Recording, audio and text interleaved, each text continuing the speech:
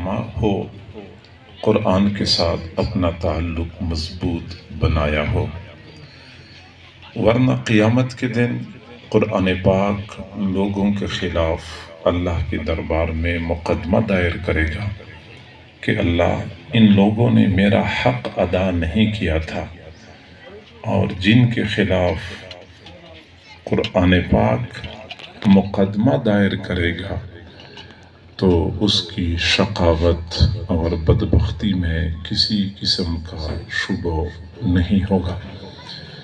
صحیح بخاری شریف کی روایت ہے، حضور صلی اللہ علیہ وسلم نے ایک تفصیلی حدیث میں قیامت کے دن کا نقشہ کھینچا ہے۔ آپ صلی اللہ علیہ وسلم فرماتے ہیں کہ میں قیامت کے دن اپنے اللہ کے سامنے سجدہ ریز ہو جاؤں گا، اور میں اللہ تعالیٰ کی ایسی ثنا، ایسی تعریف بیان کروں گا کہ مجھ سے پہلے کبھی کسی نے ایسی تعریف بیان نہیں کی ہوگی۔ پھر اللہ تعالیٰ مجھے فرمائیں گے، میرے محبوب آپ سر اٹھا لیجئے، آپ جو کچھ مانگتے ہیں آپ کو عطا کیا جائے گا، جس کی شفاعت فرمائیں گے آپ کی شفاعت قبول کی جائے گی۔ فرماتے ہیں کہ میں اپنی امت کے بارے میں شفاعت کروں گا تو میرے لیے ایک تعداد متعین کر دی جائے گی کہ اتنے لوگوں کو اپنے ساتھ جنت میں لے جاؤ، میں ان لوگوں کو جنت میں لے جاؤں گا۔ پھر میں دوبارہ اللہ کے سامنے سجدہ ریز ہو جاؤں گا اور اللہ کی ایسی ثنا بیان کروں گا کہ میرے سے پہلے کسی نے ایسی ثنا بیان نہیں کی ہوگی۔ پھر اللہ تعالیٰ مجھے فرمائیں گے، میرے محبوب آپ سر اٹھا لیجئے، جو کچھ مانگیں گے آپ کو عطا کیا جائے گا، جس کی شفاعت فرمائیں گے آپ کی شفاعت قبول کی جائے گی۔ پھر میں اپنی امت کی شفاعت کروں گا، میرے لیے پھر ایک تعداد متعین کی جائے گی کہ اتنے لوگوں کو اپنے ساتھ جنت میں لے جاؤ، میں لے جاؤں گا۔ پھر آگے میرے محبوب نے فرمایا کہ فَأَعُودُ فِي الثَّالِثَةِ أَوِ الرَّابِعَةِ، تیسری یا چوتھی مرتبہ جب میں اپنی امت کی شفاعت کروں گا تو میں خود عرض کروں گا، یا رب ما بقی فیہا الا من حبسہ القرآن، اے میرے رب اب جہنم میں کوئی باقی نہیں بچا، صرف وہ لوگ باقی بچے ہیں جن کو قرآن نے جہنم میں روکا ہوا ہے۔ گویا کہ بہت سارے لوگ ایسے ہوں گے کہ قرآن ان کے خلاف مقدمہ دائر کرے گا، اپنے حق کا مطالبہ کرے گا، اور قرآن کے اس مطالبے کی وجہ سے ان کو جہنم میں روکا جائے گا، اور ایسے لوگوں کی شفاعت سے حضور صلی اللہ علیہ وسلم بھی دستبردار ہو جائیں گے۔ میرے بھائیوں، ہم میں سے بہت سارے دوست احباب ایسے ہیں جن کی زندگی کا سارا کے سارا سرمایہ عشق رسول ہے، اور وہ نہ نماز سے کوئی تعلق، نہ روزے کا اہتمام، نہ حلال حرام کا فرق، نہ قرآن سے کوئی وابستگی، بس ایک ہی بات ہے کہ ہم عاشق رسول ہیں، نہ سنتوں کی اتباع ہوتی ہے۔ میرے بھائیوں، ہم یہ سمجھتے ہیں کہ ہم عشق رسول کا دعویٰ کر لیں گے، جس طرح ہم دنیا والوں کو مطمئن کر دیتے ہیں کہ ہم عاشق رسول ہیں تو قیامت کے دن بھی یہ دعویٰ چل جائے گا، ہمارا بیڑا پار ہو جائے گا۔ ایسی بات نہیں ہے۔ قیامت کے دن رسول اللہ صلی اللہ علیہ وسلم اپنے عشاق کی شفاعت فرمائیں گے، لیکن شرط یہ ہے کہ انہوں نے دنیا میں قرآن کو تھاما ہوا ہو۔ یہی وجہ ہے کہ قرآن پاک میں اللہ تعالیٰ نے یہ بیان فرمایا ہے کہ قیامت کے دن رسول اللہ صلی اللہ علیہ وسلم اللہ تعالیٰ سے عرض کریں گے، وقال الرسول یا رب ان قوم اتخذوا هذا القرآن مہجورا۔ رسول اللہ صلی اللہ علیہ وسلم قیامت کے دن رب سے عرض کریں گے کہ اے میرے رب، میری اس قوم نے قرآن کو چھوڑ دیا تھا۔ رسول اللہ صلی اللہ علیہ وسلم شفاعت کیا کریں گے، وہ تو اپنی ان امتیوں کے خلاف اللہ کے دربار میں شکایت کریں گے جنہوں نے دنیا میں قرآن کو پس پشت ڈالا ہوا ہے، قرآن سے تعلق نہیں رکھا ہے۔ ضرورت اس بات کی ہے کہ ہم قرآن کو سمجھیں، قرآن کو پہچانیں اور قرآن کے ساتھ اپنا تعلق مضبوط کر لیں۔ قرآن کی تلاوت کریں روزانہ، کم از کم 5 منٹ ہم قرآن کی تلاوت کے لیے فارغ کر لیا کریں۔ 24 گھنٹے میں 13 گھنٹے اور 55 منٹ آپ اپنے کام کاج کر لیا کریں، 5 منٹ کم از کم قرآن کے لیے فارغ کر لیا کریں۔ اور صرف یہ نہیں بلکہ اپنے بچوں کو قرآن کے ساتھ وابستہ کر لیں، بچوں کو قرآن کا حافظ بنائیں، قرآن کا قاری بنائیں، قرآن کا عالم بنائیں۔ میرے بھائیوں، آج ہم میں سے کئی لوگ ایسے ہیں کہ اپنے بچوں کو ڈاکٹر بنانے کے لیے بڑے بےتاب ہوتے ہیں۔ بچہ پیدا ہوتا ہے تو خواب دیکھنا شروع کر دیتے ہیں، میرا یہ بیٹا ڈاکٹر بنے گا، میرا یہ بیٹا پروفیسر بنے گا، میرا یہ بیٹا انجینئر بنے گا۔ یہ خواب کیوں دیکھتے ہیں؟ اس لیے کہ ہمیں نظر آ رہا ہے کہ بچہ جب ڈاکٹر بنے گا تو پھر تنخواہ اتنی ہوگی، آمدن اتنی ہوگی، کار ہوگی، کوٹی ہوگی، چمک دمک ہوگی۔ انجینئر بنے گا تو اتنی تنخواہ ہوگی، ایسی ٹاٹ باٹ ہوگی۔ ہمیں چونکہ انجینئر اور ڈاکٹروں کی زندگی میں جو ٹاٹ باٹ ہے وہ ہمیں نظر آتا ہے، ہم سمجھتے ہیں کہ فائدہ صرف ڈاکٹر بنانے میں ہے، فائدہ صرف انجینئر بنانے میں ہے۔ ہم اگر اپنے بچے کو حافظ بنائیں گے تو کیا فائدہ ہمیں نظر آئے گا؟ اور یقیناً اس دنیا میں اس کا فائدہ نظر نہیں آتا۔ لیکن معزز سامعین، معزز خواتین، میری ماں، بہنوں، بیٹیوں، ہم مسلمان ہیں، ہم مسلمان ہیں۔ ہمارا یہ عقیدہ ہے کہ جب یہ آنکھیں بند ہو جائیں گی تو ہمیں ایک اور جہان نظر آئے گا، تو اس جہان میں پتہ چلے گا کہ اپنے بیٹے کو حافظ بنانے کا کیا فائدہ نکلا۔ اس جہان میں پتہ چلے گا۔ میرے بھائیوں، مکہ مکرمہ میں جنت المعلی قبرستان میں ایک بزرگ درخت کے نیچے آرام کرنے کے لیے لیٹے ہوئے تھے، دن کا وقت تھا۔ وہ فرماتے ہیں کہ میں نے عجیب خواب دیکھا کہ ایک جگہ پہ بہت سارے لوگ ایک ٹولی کے شکل میں بیٹھے ہوئے تھے۔ میں بھی وہاں پہ جا کے کھڑا ہو گیا۔ پھر میں نے دیکھا کہ ایک اور بندہ آیا، قریب کھڑا ہو گیا اور اس نے اعلان کر لیا کہ او لوگو، اپنا اپنا حصہ وصول کر لو، اپنا اپنا حصہ وصول کر لو۔ سارے لوگ ایک طرف کو بھاگ پڑے، صرف ایک بندہ وہیں بیٹھا رہا، وہ نہیں گیا۔ تو میں نے اس سے پوچھا کہ یہ لوگ کون تھے اور کہاں چلے گئے؟ انہوں نے جواب دیا کہ دراصل یہ قبرستان کے مردے ہیں اور یہاں پہ جمع ہوتے ہیں۔ وہ جو آنے والا آ کے اعلان کر رہا تھا وہ دراصل اللہ کی طرف سے بھیجا گیا ایک فرشتہ ہے۔ قبرستان میں کوئی بندہ آتا ہے، سورۃ اخلاص پڑھتا ہے، سورۃ فاتحہ پڑھتا ہے، اس کا ثواب قبرستان کے مردوں کو بخشتا ہے۔ پھر فرشتہ آتا ہے، اعلان کرتا ہے کہ او لوگو، اپنا اپنا حصہ وصول کر لو۔ تو لوگ اس ثواب میں سے اپنا حصہ وصول کرنے کے لیے بھاگ پڑتے ہیں۔ تو میں نے پوچھا کہ آپ کیوں نہیں گئے؟ اس نے کہا مجھے ضرورت ہی نہیں ہے۔ میں نے کہا آپ کو ثواب کی ضرورت نہیں ہے؟ کہنے لگا مجھے ثواب کی ضرورت نہیں ہے۔ میں حیران ہو گیا کہ آپ کو ثواب کی ضرورت کیوں نہیں ہے؟ تب اس نے جواب دیا کہ میرا ایک بیٹا حافظ قرآن ہے، میرا وہ بیٹا پورا دن اپنے شاگردوں کو قرآن پڑھاتا ہے۔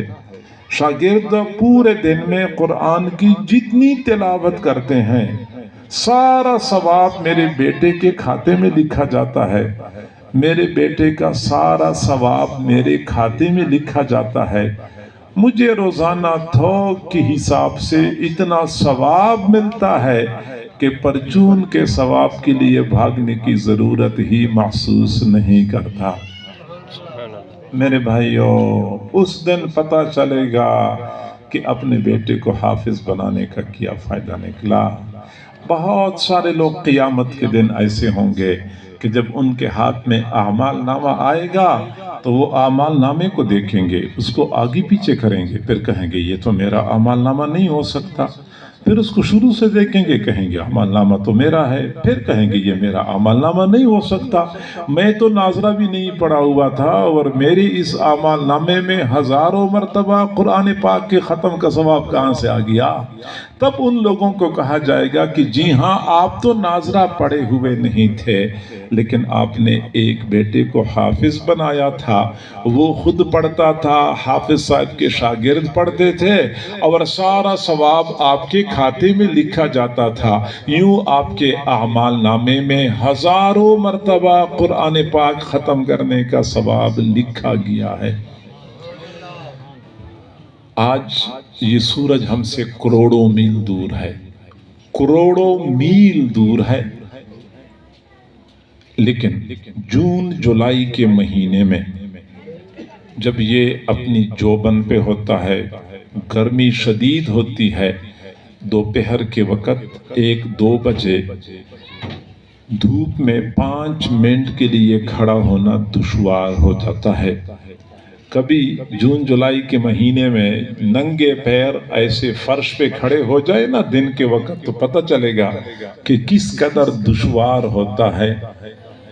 لیکن ایک دن وہ بھی آنے والا ہے کہ یہ سورج ہم سے کروڑوں میل دور نہیں ہوگا، بلکہ ایک نیزے کے برابر آ چکا ہوگا، ایک نیزے کے برابر آ چکا ہوگا۔ زمین پیتل کی بنی ہوئی ہوگی، انگارے کی طرح سرخ ہوگی، لوگ اس زمین پہ کھڑے ہوں گے، پاؤں میں جوتے بھی نہیں ہوں گے، سرخ انگارے پہ کھڑا ہونا ہوگا۔ کتنے دیر کے لیے؟ 5 منٹ کے لیے نہیں، 5 دنوں کے لیے نہیں۔ قرآن عظیم الشان اس بات پہ گواہ ہے کہ قیامت کا وہ ایک دن 50,000 سالوں کے برابر ہے۔ حشر کے میدان میں عرش کے سائے کے علاوہ کہیں بھی سایہ نہیں ہوگا، لوگ شدت کے عالم میں ہوں گے۔ اس وقت کچھ ایسے سعادت مند نوجوان ہوں گے، بچے ہوں گے، بچیاں ہوں گی، جب ان کو کہا جائے گا کہ جنت میں چلے جاؤ، وہ کہیں گے اکیلے؟ ہم نے اکیلے تو جنت میں نہیں جانا، ہمارے ساتھ وعدہ کیا گیا تھا کہ 10 بندوں کو اپنے ساتھ لے کے جاؤ گے، وہ وعدہ پورا کر دیا جائے۔ تب ان بچوں کو یا بچیوں کو کہا جائے گا کہ جاؤ حشر کے میدان میں، جن کو تم چاہو اپنے ساتھ جنت میں لے جاؤ۔ اب میرے بھائیو تصور کر لیں، سورج ایک نیزے کے برابر آ چکا ہوگا، میں نے بھی تو اسی زمین پہ کھڑا ہونا ہے، آپ سب نے وہیں پہ کھڑا ہونا ہے، پاؤں میں جوتے نہیں ہوں گے، زمین انگارے کی طرح سرخ ہوگی، وہ کھڑا ہونا کتنا دشوار ہوگا۔ ان حالات میں میرا چھوٹا بیٹا ادھر ادھر بھاگ رہا ہوگا کہ میرے ابو کہاں ہیں، میرے ابو کہاں ہیں، دور سے مجھے دیکھے گا اور دیکھتے ہی کہے گا ابو آپ پریشان نہ ہونا، میں آ گیا ہوں، میں آ گیا ہوں۔ پھر مجھے ہاتھ سے پکڑ کے جنت میں نہر کے کنارے عالی شان محل کے ٹھنڈے سائے میں لے جائے، تب پتہ چلے گا کہ اپنے بیٹے کو حافظ بنانے کا کیا فائدہ نکلا۔ اور قیامت کے دن کچھ ایسے بدقسمت نوجوان بھی ہوں گے جب ان سے کہا جائے گا کہ جہنم میں چلے جاؤ، وہ کہیں گے اکیلے؟ ہم نے اکیلے تو جہنم میں نہیں جانا، ہم تباہ ہو چکے ہیں، برباد ہو چکے ہیں، لیکن ہماری تباہی و بربادی میں کسی اور کا ہاتھ تھا، ہمیں نہیں پتا تھا کہ ادھر جانا ہے یا ادھر جانا ہے، ہمیں ہمارے بڑوں نے جس راستے پہ چلایا ہم اسی راستے پہ چلتے رہے، ہمارے بڑوں نے ہمیں سیدھے راستے سے گمراہ کر دیا تھا۔ اِنَّا أَطَعْنَا سَادَتَنَا وَكُبَرَاءَنَا فَأَضَلُّونَا السَّبِيلَ۔ اللہ، ہم نے اپنے بڑوں کی بات بات مانی تھی، ہمارے بڑوں نے ہمیں سیدھے راستے سے گمراہ کر دیا تھا۔ ربنا آتہم ضعفین من العذاب، اللہ ہمارے بڑوں کو ہم سے دگنا عذاب عطا کر دے۔ والعنہم لعنا کبیرا، ان پر زبردست لعنت مسلط کر دے۔ میرے بھائیوں، اس دن یہی اولاد ہوگی کہ پھر والدین کے خلاف شکایت درج کرے گی کہ اللہ ہمارے والدین نے ہمیں سیدھے راستے سے گمراہ کر دیا تھا، ہمارے والدین کو ہم سے دگنا عذاب دے دو، ان پر زبردست لعنت مسلط کر دو۔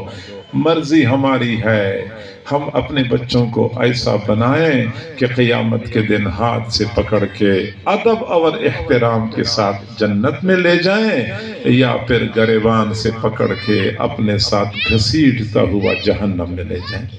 آج ہم نے فیصلہ کرنا ہے میرے بھائیوں، اپنے بچوں کو قرآن کا حافظ بنائیں، قرآن کا قاری بنائیں۔ 2 دن کی زندگی ہے، گزر جائے گی۔ قبرستان میں جا کے دیکھ لو، ڈاکٹر بھی مدفون نظر آ جائیں گے، انجینئر بھی ہوں گے، بڑے بڑے زمیندار بھی ہوں گے، سب کی قبریں برابر ہوتی ہیں، سب کی اوپر برابر کی مٹی ڈالی جاتی ہے۔ زمینداروں کو زعفران اور کستوری کے اندر نہیں دفنایا جاتا، ڈاکٹروں کو یاقوت اور مرجان کی قبر کے اندر نہیں دفنایا جاتا، سب کو ایک طرح کی مٹی میں دفنایا جاتا ہے۔ ہاں، جس کے پاس قرآن کی نعمت ہوتی ہے، یہی نعمت قبر میں بندے کے ساتھ دیتی ہے۔ تو میرے بھائیوں، ایک تو اپنے بچوں کو حافظ قاری بنائیں، مدرسوں کی طرف بھیجیں۔ دوسری بات یہ ہے کہ مدرسہ اگر ہماری بستی میں، ہمارے معاشرے میں، ہمارے گاؤں میں ہے تو مدرسے والوں کو اپنا محسن سمجھیں کہ انہوں نے ہم پر احسان کر لیا، ہمارے بچوں کے لیے ایک تربیتی ادارہ بنایا ہے کہ اس ادارے میں ہمارے بچوں کو قرآن کی تعلیم ملتی ہے، بچوں کا ایمان محفوظ ہوتا ہے، عقیدہ محفوظ ہوتا ہے، بچوں کی پاک دامنی اور کردار محفوظ ہوتا ہے۔ ایسے مدرسے بنانے والوں کو اپنا محسن سمجھنا چاہیے، ان کی حوصلہ افزائی کرنی چاہیے، ان کے ساتھ تعاون کرنا چاہیے۔ میرے بھائیوں، آج تو بڑے افسوس سے کہنا پڑتا ہے، مدرسہ جہاں بنتا ہے آس پاس کے لوگ بیچارے پریشان ہو جاتے ہیں کہ یہاں مدرسہ بن گیا، پتہ نہیں دہشت گردی سکھائیں گے لوگوں کو، پتہ نہیں کیا کریں گے، فرقہ واریت سکھائیں گے۔ میرے بھائیوں، اگر قرآن سکھانا، قرآن پڑھانا فرقہ واریت ہے تو ہم فرقہ واریت والے ہی اچھے ہیں۔ قرآن کا ناظرہ، قرآن کا حافظ بنانا بھی فرقہ واریت ہے۔ او بھائی یہ فرقہ واریت ہے اور یہ فلاں ہے اور یہ فلاں ہے۔ میرے بھائیوں، سچی بات یہ ہے کہ مدرسہ جہاں کہیں ہوتا ہے وہ رحمتیں اترتی ہیں کہ ہم اس کا تصور نہیں کر سکتے۔ حضرت مولانا اشرف علی تھانوی رحمۃ اللہ علیہ نے فرمایا کہ جہاں مدرسہ ہوتا ہے اس مقام پہ رحمتیں اترتی ہیں۔ صرف اس مقام پہ رحمتیں نہیں اترتی بلکہ ارد گرد جتنی آبادی ہوتی ہے پوری آبادی پر رحمتیں اترتی ہیں، پوری آبادی پر رحمتیں اترتی ہیں۔ قرآن پاک میں بھی اس بات کی طرف اشارہ موجود ہے، سبحان الذی اسریٰ بعبدہ لیلا من المسجد الحرام الی المسجد الاقصی الذی بارکنا حولہ۔ وہ مسجد اقصی جس کے ارد گرد ہم نے برکت اتاری ہے، جہاں مسجد ہوتی ہے وہاں برکت اترتی ہے، ارد گرد کی آبادیوں پر بھی مسجد کی رحمتیں اور برکتیں اترتی ہیں۔ قرآن اسی بات پر گواہ ہے۔ اور سچی بات یہ ہے کہ سابقہ امتوں میں کوئی ایک خرابی عام ہو جاتی تھی، پھر اسی ایک خرابی کی وجہ سے قوم کو تباہ و برباد کر دیا جاتا تھا، اور ان تمام امتوں کی ساری خرابیاں ہماری اس قوم کے اندر موجود ہیں۔ معذرت کے ساتھ عرض کرتا ہوں، حضرت نوح علیہ السلام کی قوم کی خرابی ہماری قوم کے اندر ہے، حضرت شعیب علیہ السلام کی قوم کی خرابی اسی قوم کے اندر ہے، حضرت صالح علیہ السلام کی قوم کی خرابی اسی قوم کے اندر ہے، حضرت لوط علیہ السلام کی قوم کی خرابی اسی قوم کے اندر ہے، قوم عاد کی خرابیاں اسی قوم کے اندر ہیں۔ لیکن اس کے باوجود پھر بھی اللہ تعالیٰ اس قوم کو برباد نہیں کرتا۔ सब्ज़ा उगता है ज़मीन से, बारिश उतरती है, दरख्तों को फल लगते हैं, सड़कों पे चमकती दमकती कारें घूमती हुई भागती हुई नज़र आती हैं, कारखानों के पहिए घूम रहे हैं, सब्ज़ी मंडी और गल्ला मंडी में माल आ रहा है, ट्रकों के ट्रक आ रहे हैं और खाली होके जा रहे हैं। आखिर ये पहिया निज़ाम का क्यों रवा दवा है? हक तो ये बनता है कि ये कौम तो कब की तबाह बर्बाद की जा चुकी होती, आखिर ये कौम क्यों बची हुई है? तमाम तर खराबियों की बावजूद किया नहीं सुना आप लोगों ने सोशल मीडिया पे 7 साल बच्ची बेचारी घर से निकली, उसके साथ वो सलूक हो गया कि बंदा किसी को बता नहीं सकता। हमारे बच्चों की इज्जत महफूज नहीं है, छोटी छोटी बच्चियां महफूज नहीं है। अब तो संगदिल बाप ने अपने बेटियों को कत्ल करना शुरू कर दिया। इतनी तबाही और बर्बादी के बावजूद, अखलाक इतने बर्बाद, करतूत इतने सयाह हो चुके हैं, इसके बावजूद हमें अल्लाह ताला खाना भी खिलाता है, ज़मीन से पानी भी निकलता है, ठंडा पानी मिल जाता है। आखिर क्या वजह है मेरे भाइयों? कई वजूहात हैं, लेकिन उनमें से एक वजह हमारी इस मुआशरे पर मौजूद दीनी मदारिस है। इन्हीं दीनी मदारिस की वजह से अल्लाह ताला हमारे मुआशरे को बचा रहा है। हज़रत मौलाना हज़रत शाह वलीउल्लाह रहमतुल्लाह अलैह ने फरमाया कि मैं कशफ की निगाह से देख रहा हूँ, एक बस्ती, एक इलाके के लोगों के आमाल इतने बर्बाद हो जाते हैं, अल्लाह ताला को अर्श पे जलाल आता है, फरिश्तों को हुक्म देता है कि इन लोगों की नीचे से ज़मीन को उलट दो, उठा लो, उलट दो, ऊपर से पत्थर बरसा दो, सबको तबाह बर्बाद कर दो। फरिश्ते ज़मीन पे आते हैं, हालात का जायज़ा लेते हैं, फिर अल्लाह ताला से अर्ज़ करते हैं कि अल्लाह आपने तो हमें भेजा कि लोगों के नीचे से ज़मीन को उलट दो, लेकिन वहाँ तो कुछ बच्चे कुरान, मस्जिद में कुछ बच्चे कुरान पढ़ते हुए नज़र आ रहे हैं। अल्लाह ताला फरमाते हैं अच्छा बच्चे कुरान पढ़ रहे हैं तो बस्ती वालों से 40 साल के लिए अजाब को मौखर कर दो। पता नहीं क्या अजाबात के फैसले अल्लाह की तरफ से उतरते हैं और मदरसे में पढ़ने वाले मासूम बच्चों की बदौलत अल्लाह ताला वो फैसले वापस लेता है, उसकी जगह पे रहमतें उतरती हैं। तो मेरे भाइयों, मदरसे को हम अपनी कौम की बका का जरिया समझें, अपने मुआशरे के तहफ़्फ़ुज़ का जरिया समझें, अहले मदरसा को अपना मुहसिन समझें। और ये बात याद रखें कि अगर ये दीनी मदारिस न होते तो आज हम इस तरह इस्लाम के साथ वाबस्ता न होते, हम अल्लाह और रसूल से कोई मुतारफ न होते। और अगर कोई बंदा मदरसा चलाता है, मदरसे के साथ ताउन करता है, तो उसका मदरसे वालों पर एहसान नहीं होता, हकीकत में अपनी नस्लों पर एहसान होता है। मदरसा नहीं होगा, हमारी नस्लों का ईमान गैर महफूज हो जाएगा। लोग ये कहते हैं मदरसे ने कौम को किया दिया है। मैं आपको ये कहता हूँ, अगर आपने ये मालूम करना है कि मदरसे ने कौम को किया दिया है, तो जरा उन ममालिक में जाके देखें जहां मदरसा नहीं है। जहां मदरसा नहीं, ये लोग जानवरों की तरह जिंदगी गुजार रहे हैं, जानवरों की तरह खड़े होके खाते हैं, जानवरों की तरह खड़े होके पेशाब करते हैं, जानवरों की तरह बेलिबास फिरते रहते हैं, जानवरों की तरह जहां जी चाहा वहां अपनी ख्वाहिशात पूरी करनी शुरू कर दी। और आप यकीन करें, इस वक्त भी यूरोप में बहुत सारे ममालिक ऐसे हैं जहां पे शनाख्ती कार्ड में वल्दियत में बाप की जगह माँ का नाम लिखा जाता है, माँ का नाम लिखा जाता है। ये रिकॉर्ड की बात है। वजह क्या है कि बाप का पता ही नहीं है, बाप का तो पता ही नहीं है कि बाप है कौन। आज अगर मेरे बेटे को पता है कि अब्बू का क्या नाम है, दादा का क्या नाम है, पर दादा का क्या नाम है, ये जो अपने नसबनामे हम सबको याद हैं, ये मदरसे की बरकत है। वरना अगर ये मदरसा ना होता तो बच्चों से पूछते, बच्चा तेरे अब्बू कौन है? मुझे नहीं पता मेरे अब्बू कौन है। क्या हम ये चाहते हैं हमारे मुआशरे के अंदर ऐसा फसाद आ जाए? बिल्कुल नहीं चाहते। तो हम अपना ईमान बचाने के लिए मदरसों को तहफ़्फ़ुज़ दें, मदरसों को तरक्की दें। हज़रत मौलाना अशरफ अली थानवी रहमतुल्लाह अलैह ने एक मौका पे मीरठ के जलसे में जलाल में आके फरमाया कि तुम मदरसों को चंदे देते हो तो तुम मदरसे पर एहसान करते हो। نہ دو چندے، مدرسے بند ہو جائیں گے نا، چندے نہ دو، مدرسے بند ہو جائیں گے، مولوی کا نقصان نہیں ہونا، مولوی ٹماٹر بیچ کے اپنے بچوں کا پیٹ پال لے گا، لیکن مسئلہ آپ کی نسلوں کا بننا ہے کہ آپ کی نسلوں کا ایمان برباد ہو جائے گا۔ تو اپنی نسلوں پہ رحم فرمائیں اور مدارس کو ترقی دیں، مدارس کے ساتھ تعاون کریں، اہل مدارس کی حوصلہ افزائی کریں تاکہ مدرسے مزید بہتری کی طرف گامزن ہوں اور ہمارے معاشرے میں مدرسے کا کردار زیادہ ہو جائے، ہمارا معاشرہ فساد کی بجائے اصلاح کا گڑھ اور مرکز بن جائے۔ اللہ تعالی ہم سب کو سمجھنے اور عمل کرنے کی توفیق عطا فرمائے۔ وآخر دعوانا ان الحمدللہ رب العالمین۔